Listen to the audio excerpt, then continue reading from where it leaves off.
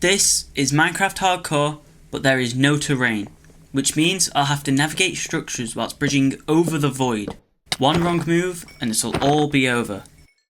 It all began on top of an acacia tree, like a normal Minecraft run. I got some wood, and once I had done that, I crafted myself a crafting table and some slabs. Using these newly crafted slabs, I quickly found my way into the nearby village, where I decided to loot every house for any items I could get. Somehow a tree spawned inside this house, not sure how, and in the next house I was able to find 10 pieces of bread, which was huge. But it didn't take long to find the hay bales at the other side of the village, and of course I mined all of those too. Some fell in the void though. But that was okay because I had enough to last me, for now. I decided to kill the iron golem for some iron, and he dropped 5 iron, which meant I was able to craft a bucket and save the other 2 pieces of iron for later on in the video. With my newly acquired bucket, it didn't take me long to get some water, which will make moving up and down so much easier. After getting a bit of wood, the bridging continued. And that was until I came across a ruined portal, which I looted for a flint and steel, a golden apple, 11 iron nuggets, and a respiration 1 golden helmet. And sadly the portal was not able to be completed, so I had to think of another way of making it to the nether. I crafted an iron axe and decided to mine a bunch of netherrack, and after doing that, I'd made my way above a nearby lava pool, and soon enough, I found myself on the edge of the lava. I was careful with my steps. Making sure I kept myself safe, I built the setup for a nether portal.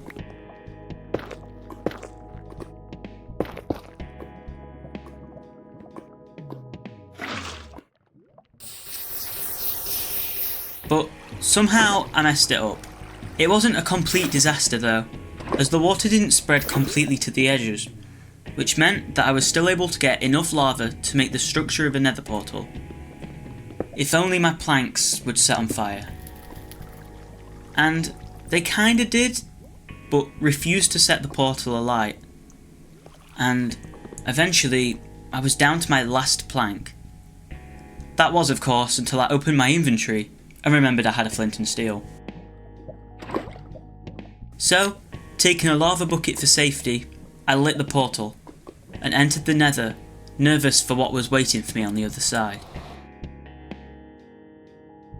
And as it turns out, I spawned in the middle of a fortress.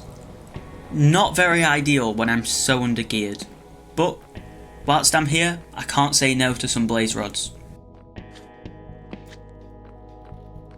After navigating my way through the fortress, I killed my first blaze.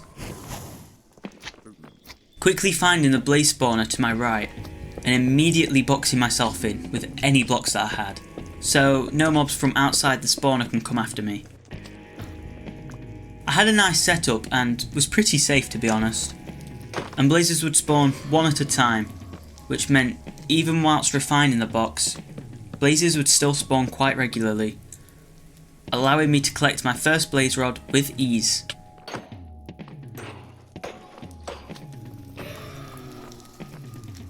And it didn't take long for another blaze to spawn, but sadly I got no rod this time. And the blaze farm was a success. After only a few minutes, I quickly farmed almost all of the blaze rods I would need for the entire run. And this was the last blaze. I didn't want another blaze to spawn. So once I'd got the last blaze rod, I didn't want another blaze to spawn. So logically, I broke the spawner. But this wasn't the end of my nether journey, because now I had to escape. And with blazes scattered everywhere through the fortress, this was a challenge. Not wanting to die, I ate my golden apple for some regeneration, and made my way back to the nether portal, finding myself back in the overworld and doing what I do best. And I found myself back at a village, which allowed me to harvest some nearby trees so I could stockpile up on even more slabs. And that's what I did. I carried on bridging. And I was bridging for a long time. In fact, around 45 minutes of bridging later, I found myself above a mineshaft, which was useful. However, I would have to battle with mobs.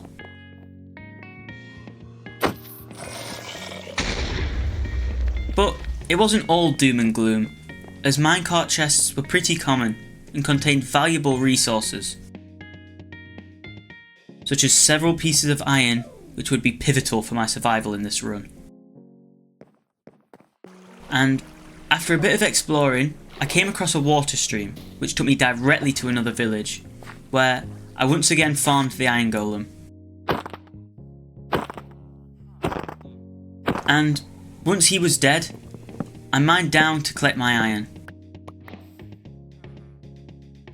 After looting some leather boots and a leather chestplate, I decided to craft myself some iron leggings to complete the armour set.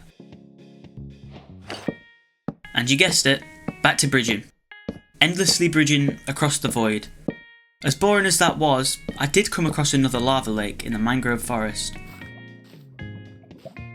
and decided to enter the nether again, as hopefully this time I would spawn further away from the fortress, after almost an hour of exploring in the overworld. And after not messing up my portal this time, I was finally able to enter the nether again.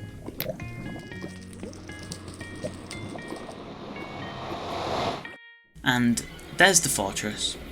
Great. But I could still make it work. I just have to bridge in the opposite direction and hope for the best. After bridging for what felt like an eternity, I finally came across a small warped forest, but because there was no other terrain to spawn on, Endermen would spawn quite commonly, which meant even if I knocked a few into the void, it wouldn't take me long to kill my first Enderman. This time making sure I wouldn't knock another one into the void. And eventually,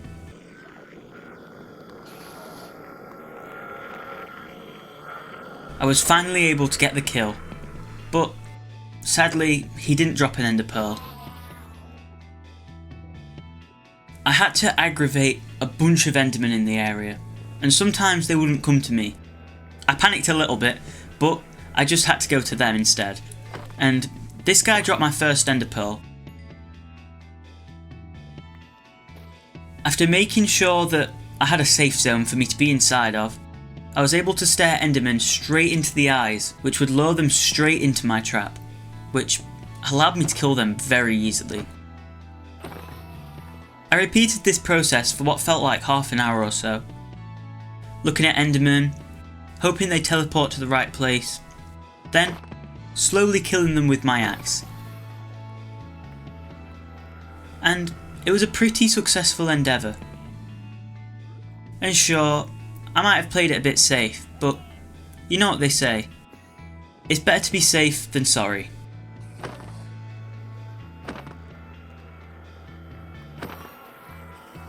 And this was the final ender pearl I needed. Sooner or later, I found myself back on my now overpopulated bridge, eventually making it back to the Crimson Forest, where I encountered a few hoggling related issues.